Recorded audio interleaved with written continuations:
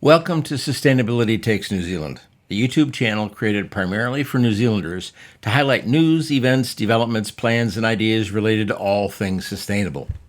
My name is Jeff Heil, and I'll be your host. It's traditional here in New Zealand to introduce oneself with a bit of history, so here's mine. I'm originally from Northeast Ohio in the USA.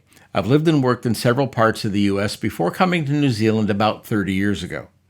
I'm currently the program director for the Bachelor of Commerce Sustainability degree at Lincoln University in Christchurch. I'll put some links in the comments section to our program and the university. But why this channel? Well, sustainability is a broad and rapidly evolving area. In most of the courses in our degree, we regularly bring in current material related to a wide variety of sustainability topics, events, or developments. It's an important part of keeping our courses up to date. It occurred to me that there are probably a few other folks not in my courses who might enjoy learning about some of this material. Now, don't panic. I'm not going to be running university lectures here. What I do intend to do is present in what I hope is a very accessible format, short takes on news, developments, plans, and other items related to the broad topic of sustainability. We'll talk about what's going on out there and how this might be important to you. I'll primarily have a New Zealand focus, but other people may pick up some interesting ideas along the way. Oh, and I'm going to try and do this in less than 10 minutes per take, and we'll see how that goes. I do want to be clear. I will be looking at the full spectrum of sustainability. The current framework for this has three basic elements: environmental, social, and economic. While we call them pillars, I actually prefer a Venn diagram graphic. I think it better shows how these interact. Now, for all you fans of alliteration out there, these pillars are frequently referred to as people, planet, and profit. And there are literally hundreds, if not thousands, of websites that offer their definitions of what these mean. While there are some differences, everyone largely agrees we need to be concerned about the state of the environment now and in the future, how solutions need to be economically viable and responsible, and how all this impacts the health and well-being of the people of our planet. And we need to do these all at the same time. The United Nations had a go at this framework and came up with the 17 Sustainable Development Goals, commonly referred to as the SDGs. They make for a pretty picture, but there's a lot behind each of these. Each goal has specific targets, and each target has detailed indicators. Now, I won't go through all of them now, but just a quick illustration. Goal number 1 is eliminate poverty. Goal number 6 is clean water. Goal number 8 is decent work and economic growth, and Goal 13 is climate action. You get the idea. The SDGs address all three pillars.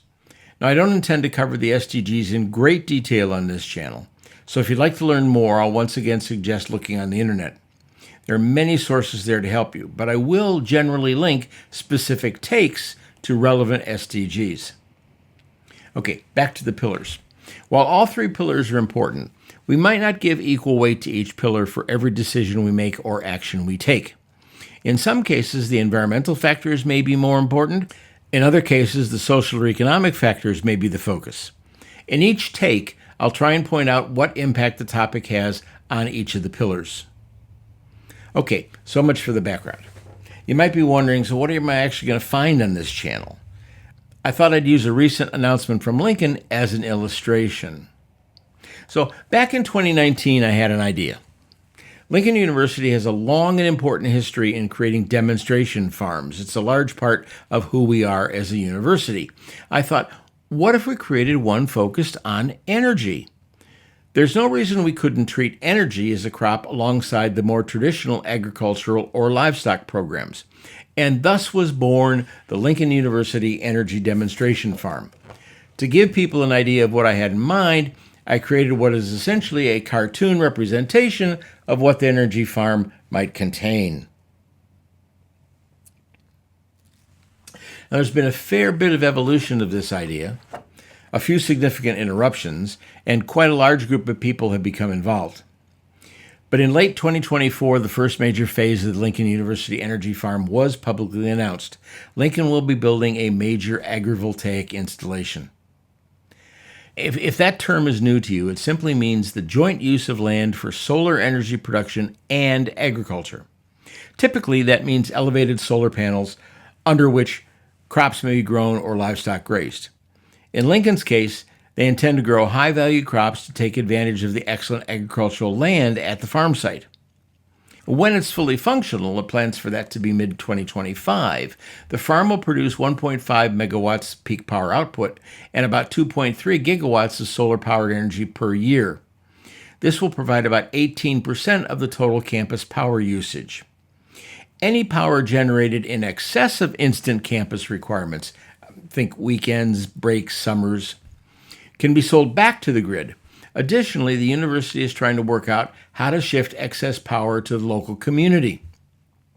And just a bit of information here. The effective rate for the power from the solar array is significantly lower than the going rate for grid power. So any power from the farm replaces more expensive power from the grid. But this is about more than just raising crops and providing power. The energy farm is configured to facilitate research into the various factors that are part of agrivoltaics. Generally, plants grown under panels get somewhat less light, but face less heat stress, less evaporation, and less frost. There may also be differences between plants grown under panels and plants grown between panels. To help study these effects, the panels in the farm will be set to different heights. Further, a small dedicated research array will allow for complete control over panel height, orientation, and panel technologies to further support research programs. Finally, the entire site surrounding the farm will be planted as native wetlands for crop and wind protection, water management and filtration, and improved aesthetics. This will not only benefit the local environment, it will allow studies related to water management and biodiversity in the agrivoltaic setting. The work has actually begun in these areas while the university is waiting for final approval for the project. So where does the university stand on this project, the 3 pillars and the SDGs? Well, the university sees the energy farm as addressing SDG 2, Zero Hunger. A target of this goal, that's 2.4 if you're keeping score, specifically points out improved agricultural productivity and sustainable agriculture. Now, the current research on agrivoltaics has shown that under the right conditions, crop production shows improved quality and yield. The energy farm can be a useful tool in learning more about the various factors that contribute to these outcomes. Goal 7, affordable and clean energy, is also a focus of the farm. This is kind of obvious, really, as the farm represents new renewable solar energy production.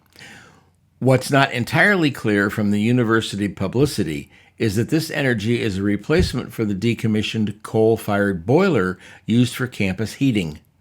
So there's a simultaneous increase in renewable production and a decrease in fossil fuel production. Maximum positive impact. Finally, the university highlights the energy farm's contribution to SDG 15, Life on Land. The targets here focus on conservation, restoration, enhanced biodiversity, and sustainable land use, and all of these are part of the energy farm operation. But I actually think the university is being a little bit cautious here. I would include 3 more SDGs into the mix. The first of these is SDG 13, Climate Action. Target 13.2 specifically addresses reduced greenhouse gas emissions, which we'll generally abbreviate as GHGs, in a manner that does not threaten food production. Replacing the coal-fired plant with a zero-carbon approach to power generation and gaining the potential benefits to crop production, the energy farm certainly seems to fit here. The second addition is Goal 6, Clean Water and Sanitation. With this goal, we're running up against one of the hurdles of the SDG framework. The SDGs are actually intended to apply to national or global strategies and actions, and that's entirely appropriate since they were developed by the United Nations. But it does represent some interesting challenges for individual businesses or organizations who wish to align their actions with specific SDGs. Goal 6 is a really good example. The first 2 targets deal with improved drinking water and sanitation services. Now, progress in those is generally going to require governmental level actions. But targets 6.3 to 6.6 deal specifically with pollution, water management, and restoration of ecosystems. These are, to at least a modest extent, things individual organizations can impact. The native foliage restoration and water management practices of the energy farm fall comfortably into this space. I'd also like to add Goal 4, quality education, as this really is the primary mission of the university and certainly the demonstration farms. While much of this goal is focused on gender and other disadvantaged groups, there's a portion that deals with education for sustainable development for all. Several courses at Lincoln University have already incorporated elements of the energy farm into their delivery. And when the farm actually comes online next year, the reach is going to extend out into the agricultural sector in New Zealand and potentially around the world. Now, as far as the pillars go, the project addresses the environmental pillar on two fronts: zero carbon power production and water management and biodiversity. As I mentioned, the power production is a double hit, both increasing renewable production and decreasing fossil-based production. The water management and biodiversity contributions are secondary to the main focus of the farm, but are really good examples of how an appropriately broad platform can provide opportunities for ambitious actions. The farm addresses the economic pillar through its demonstration of cost savings and multiple source income. Solar power is cheaper than grid power, and yes, you do have to pay for the installation. But with the lifespan of solar panels now well into the 20 to 30 year range, there are considerable long-term economic benefits to be gained. This becomes especially relevant to rural and remote locations, and we have quite a few of those here in New Zealand, where grid-based power is some combination of expensive, limited, unreliable, or unobtainable. There's a further possibility of actually selling excess power to the grid or other customers. As for the agricultural side of the economic pillar, there's some research that supports the crop output of agrivoltaic installations can exceed normal crop productivity. This applies to crops already being cultivated in an area, but it is also demonstrated agrivoltaic installations can allow crops to be grown in regions where they have been historically unable to support those crops. This is generally related to the micro-level impact of the solar arrays on direct sunlight, temperature, and moisture.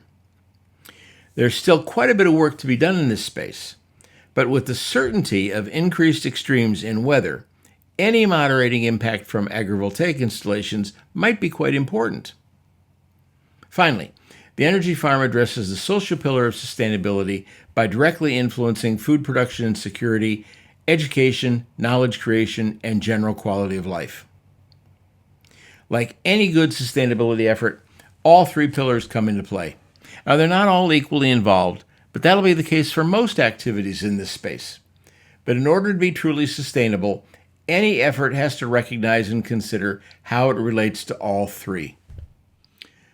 Thank you for listening to the channel. I'll be posting more in the very near future, so please check back.